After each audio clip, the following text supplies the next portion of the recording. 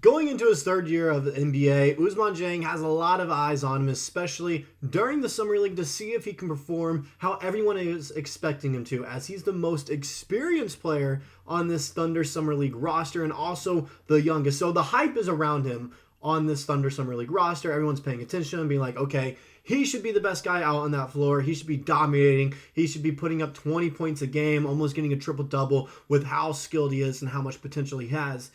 But he didn't have a good first game, and a lot of people, I don't want to say, are overreacting. I don't want to say that. But it does call for concern, as it wasn't a game that we expected him to kind of play. Finished with like 10 points, 6 rebounds, and 5 assists. Decent stat line. It's the fact he was not efficient at all from the field, and that's the worry. All right, that's the worry. Defensively, he looked a little lazy at times, and offensively, his shot just was not falling, and we need his shot to be able to fall. Because on this Thunder team, we're all about efficiency and being consistent, and those are two things that Ousmane Dieng just doesn't do well. He's not very consistent, and he's not a very efficient shooter at times. We're going to kind of go in and kind of show you what I mean by that with some stats from last night in the game and also from the regular season when he had some NBA games. I think he only played about 30 or 32 games. So we'll take a look at those stats and show you what I mean by he's inconsistent. He's a very streaky player. He doesn't ever put it all together. But first, a little article talking about his performance here by Joel Lorenzi of the Oklahoman, talking about his play last night. Monday's tip of Summer League play felt like Dieng's prime opportunity to separate himself as by far the most experienced player on the roster. Dieng's teammates put him in some advantageous positions. Jones began the second half by putting him in short rolls, and Mitchell found him in the first half for what felt like an obvious lob to all but the defense. But Dieng didn't pop in all his on-ball scenarios. He shot just 3 for 14 Monday. His pick-and-roll opportunities, offered in abundance early, were thwarted. The length and silky pace that he used to roll over much of the G League didn't go over as smoothly Monday. Like I said, written by Joel Lorenzi. So as you can see there, all right, that kind of sums up his offensive style of play. Defensively is where it didn't really get talked about all that much, is what I saw a lot of people talking. They were talking about his offensive play. He couldn't shoot the ball at all. 3 of 14, that's not good percentages. Those aren't. Defensively, though, that first half, I felt like he played lazy.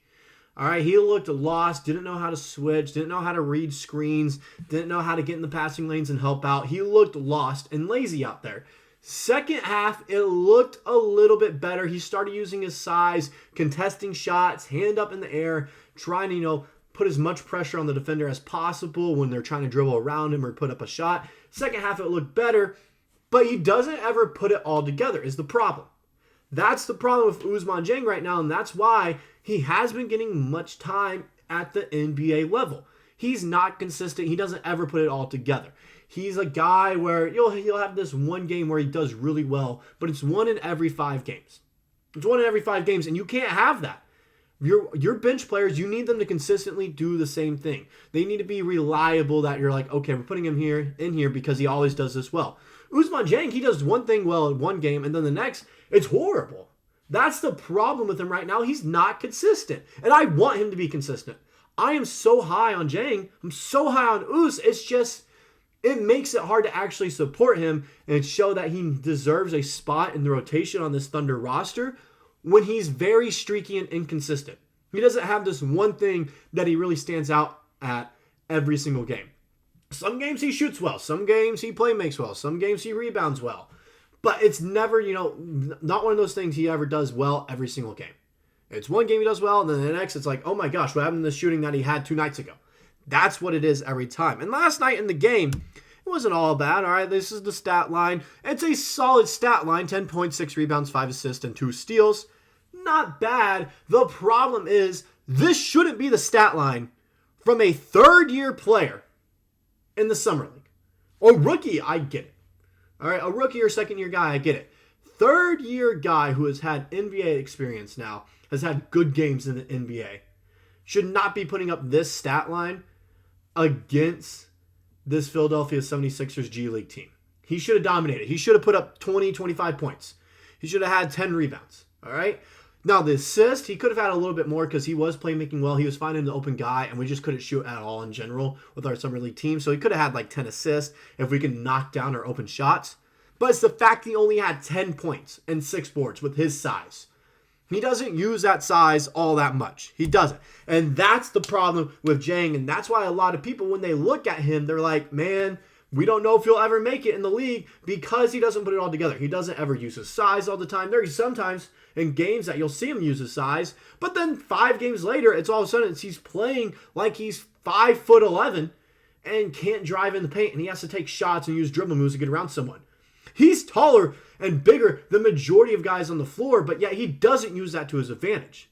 He forgets he has that in his game, and that kills him offensively and defensively. And that's why he doesn't get all this time at the NBA level, even though I think he has a deeper bag and skill set than Jay Will. Jay will always get more time than him because Jay Will is consistent at one thing. He has great defensive and offensive IQ. His IQ is off the charts, so it helps us out a ton. He doesn't really excel at three-point shooting, his offensive game or defensive game. It's the fact his IQ is on another level, which gets him more minutes, even though Ousmane Dieng, he's bigger, all right? Weight-wise, height-wise, he's bigger. He has a deeper offensive bag, and he should be better defensively because of that size. But he's not. And that's why he won't ever get NBA minutes, consistent NBA minutes, because he's not consistent himself. All right? He plays too passive. He needs to be more aggressive. Now, there are times he looked comfortable last night. There are times. But it's just the fact offensively, it wasn't there. It wasn't there offensively for him. Passing-wise, it was there. Rebounding-wise, it wasn't too bad. Second half defensively-wise, wasn't too bad.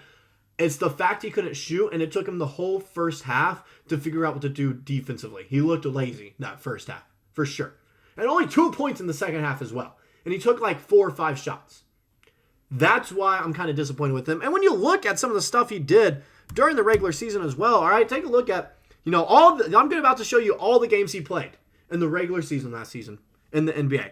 There are some games that you're going to notice that stand out here, like this October game on the 30th. He had 10 points. He went 100% from the field, all right, with 2 assists and a board. Not bad. You would like to see him get more, boards and assists there, especially in 18 minutes of play. Not bad, though. That's the kind of Ousmane we want to see, just a little bit more boards. And you look at some of these other games here. Oh, my gosh. He only had 5 points and went 2 of 8 in 19 minutes. The game before, you see what I mean? It's inconsistent. It's streaky. He doesn't ever put it all together at the same time. You look at a few more games throughout the season here. All right, in November, didn't play all that great. I'm looking at some of these. I mean, he shot 50% one game, but only took 2 shots there, so it doesn't really matter all that much. A bunch of games he didn't have points either. December, he had 1 game at the beginning of December, I believe. 12-11. Yeah, that's it. That was his first game in December and a win. 26 minutes of play. 6 of 7 from the field with, I believe that shows 18 points. It's hard to read. It's very small there. As you can see, I'm leaning into it. But as you can see, good games every now and then. But he has a good game. 1 good game every month. That's the problem. You look at all these. These aren't good games at all either. 3 assists and 3 boards in that 1 game with 18 points. Shot 75% from behind the 3-point line. Shot 100% in this win against the Clippers, but he didn't really do all that much. I'm just looking at it, and I'm not impressed by a bunch of these stats. Like I said, like I told you, it's inconsistent, all right? If he was a consistent scorer, if that was the one thing you always knew he could give you 10 points off the bench and he was going to be efficient, he could get NBA minutes that way. But he's not. You look at all these stats here, all these box scores from him, all these games logs from him. And it's inconsistent. He doesn't ever shoot the ball efficiently every single time. Go on and look at some more here throughout the season, all right? The last half of it, okay? January, and 23 minutes of play, this first game of January he had, all right? 4 of 11 from the field. Horrible shooting split right there. Horrible. 1 of 5 from behind the 3-point line with 9 points, but he had 6 boards and 3 assists, so that can make up for it, along with a steal. But then you look at all these other ones, 12 minutes of play, 2 of 5, 5 points. It's like he's not really doing anything. He has that 1 good game every month, all right? The 1 good game he had in February. First game he played in February, February 2nd, 20 minutes of play, 4 of 5 from the field. Perfect from behind the 3-point line, perfect from the free throw line. 11 points, 2 boards, 4 assists. Pretty solid. Pretty solid. Looking at some more throughout here, okay? His 1 good game in March, he didn't have one. He had 0 points in 12 minutes of play against Memphis. What are we doing? He only shot the ball twice. Only shot it twice, and they were both three-pointers. All right, he had 2 assists, so at least he did something there. And then in April, he had a good game against the Mavericks, against their pretty much second squad, and we were playing our second squad throughout the second half as well, which he got majority of his time then. In 18 minutes of play, 6 of 12 from the field, 1 of 3 from behind the three-point line, 4 assists, 1 board, 2 blocks, and 3 steals, and 13 points. I'll take that. That's a good finish of the season. I don't know where that was, though, in the Summer League last night when he should be dominating. He should be. Those are the numbers he should be putting up in Summer League, but he didn't. He's an inconsistent shooter and scorer. He's not efficient all the time, all right? And he doesn't have one point of his game that stands out every single time he goes out on the court, besides him being passive. That's the only thing that stands out. He likes to play like he's a guard when he's a 6'10 forward that weighs 235 pounds. He just needs to be more aggressive.